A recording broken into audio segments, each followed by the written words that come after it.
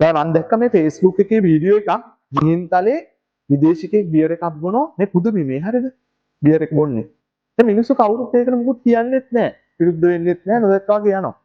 ඒ වගේම මම දැක්ක තව වීඩියෝ එකක් විදේශිකයෙක් YouTube channel එකක් කරන කෙනෙක්. එයා මේ නල්ලුන් කෝවිලේ පූජාවක් යන වෙලාවේ වීඩියෝ එකක් ගන්න හදනවා. මේ මිනිස්සු විරුද්ධ වෙනවා මේ පූජාවට අගෞරවයක් වෙන්න පුළුවන් කියලා ඒ වීඩියෝ කරන්න එපා කියලා. හරියද? ඉතින් බලන්න එතන මේ සංචාරක ව්‍යාපාර ළමයි දියුණු කරන්න ඕනේ. හරිද? හැබැයි අපේ අර තියෙන සංස්කෘතික සભ્યත්වයේ වටිනාකම් අපි රැක ගන්න ඕනේ.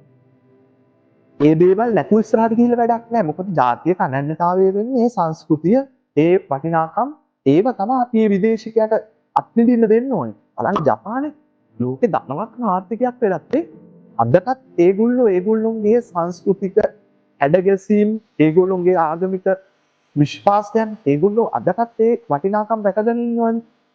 ඒකනේ ජපානයේ ලෝකේ අනන්‍යතාවයක් සහිත රටක් බවට පත් වෙලා තියෙන්නේ. අපේ අනන්‍යතාවය අපි රැක ගන්න ඕනේ සංචාරක ව්‍යාපාර දියුණු කරන ගමන්. ඉතින් මේ ඕගොල්ලෝ ඉස්සරහට ඔය කුකුටු වලට යන්නේ ඉන්න දරුවෝනේ.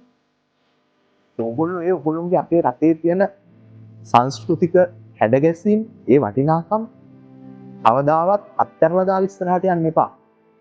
ඒවත් අරන් ඉස්සරහට යන්න. ඒක තමයි අපේ රටේ අනන්‍යතාවය ළමයි.